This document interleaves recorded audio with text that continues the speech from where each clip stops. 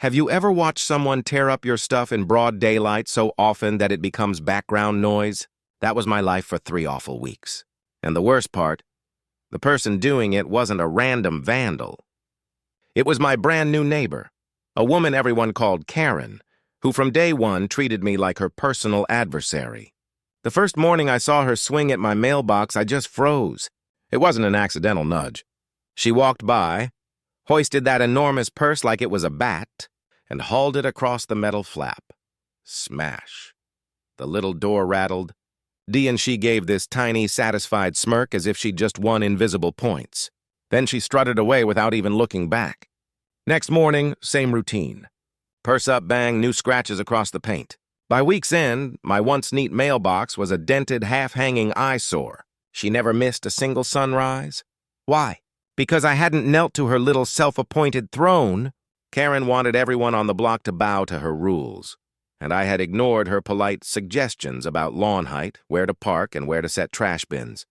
That was apparently grounds for daily assault. Neighbors whispered their Karen stories like urban legends. She screamed at someone for painting a door the wrong color. She'd summon inspectors over phantom violations. She'd slide passive-aggressive notes under doors and then act confused when people were upset. Most people kept their heads down. I didn't. Replacing the mailbox would be pointless. Filing a formal complaint would be slow, and she'd deny everything with those wide, innocent eyes. No, if she wanted a game, I'd play. But I sure as hell wasn't going to lose. After enough mornings listening to the metallic thwack over my coffee, I hatched a plan. One night I pulled out the toolbox I'd been saving for a one-day moment, and something clicked.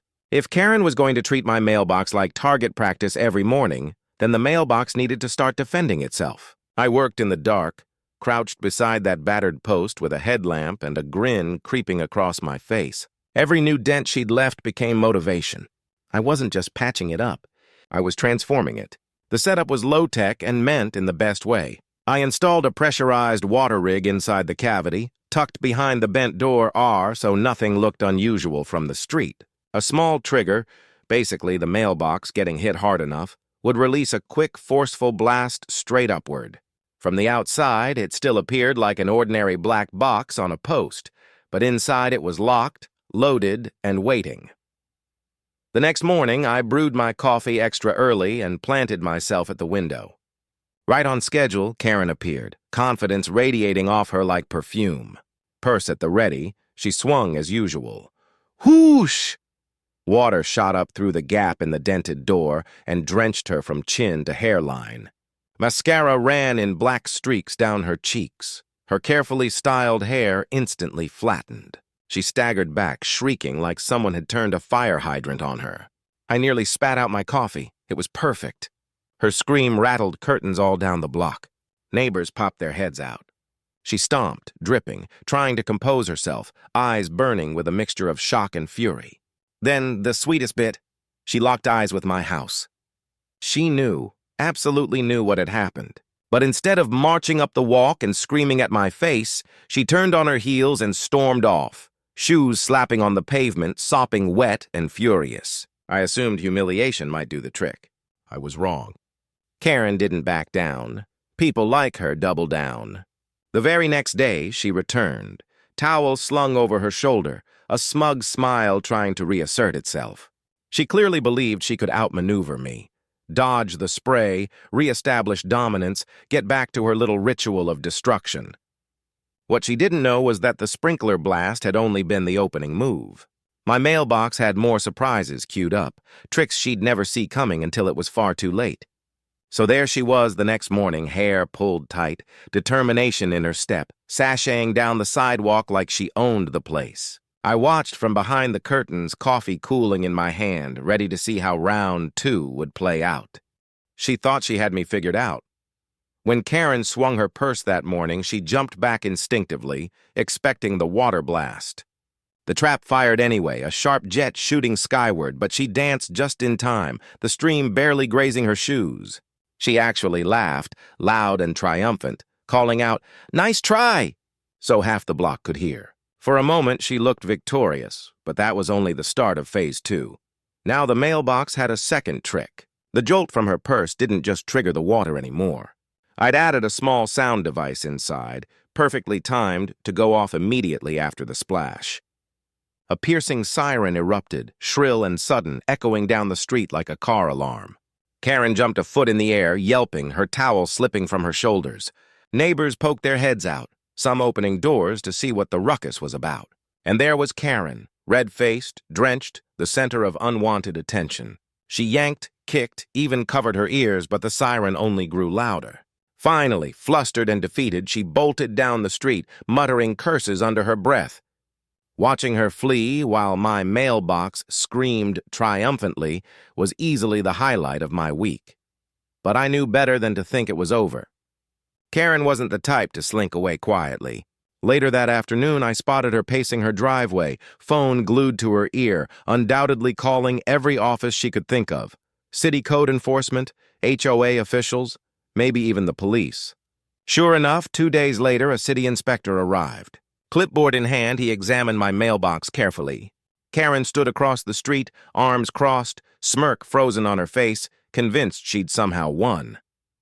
But here's the thing. I hadn't broken a single rule. The inspector tested the box, confirmed it was fully functional, and noted there were no code violations. He even chuckled at the dents and scratches, saying it looked like it had survived a battlefield. Karen's smile faltered instantly as he packed up and left. That's when it hit me. Karen wasn't just angry, she was obsessed. My mailbox had become her personal nemesis, and she was losing ground fast. I decided it was time to end this once and for all. If Karen wanted war, then war she would get.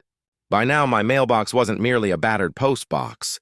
It was a symbol of resistance, and I was ready to defend it with every trick I had left. That night, I prepared the final stage of my plan. The water and siren had been effective, but Karen was stubborn. She needed one last lesson, something unforgettable and humiliating. I added a third system, a harmless yet brilliantly humiliating trick. The inside of the mailbox flap was coated with powdered chalk dye, the bright neon kind used in construction. Invisible in the dark, but the moment she touched it, a cloud of color would explode across her. The next morning, I held my breath as she approached. No sneaking this time? Purse raised, towel ready, chin held high. She wanted me to see her triumph. She struck, and instantly, a plume of neon blue dust erupted, covering her hair, face, and pristine blouse in a cartoonish explosion. She staggered, coughing, arms flailing in disbelief. From head to toe, she looked like she had tumbled into a paint bucket. Then the water system fired. Then the siren screamed. Neighbors poured onto the streets, unable to hold back their laughter. Phones appeared, cameras clicked, and within seconds, Karen stood in the middle of the street, soaked, glowing blue, and shrieking like a banshee, while the siren wailed behind her. I had never seen her so powerless. For the first time, she wasn't in control. She was humiliated, and everyone witnessed it. She stormed off, leaving wet blue footprints across the pavement to her driveway, and that was it. The next morning, silence. No purse, no stomping, no smug grin. A week passed, and my mailbox remained untouched.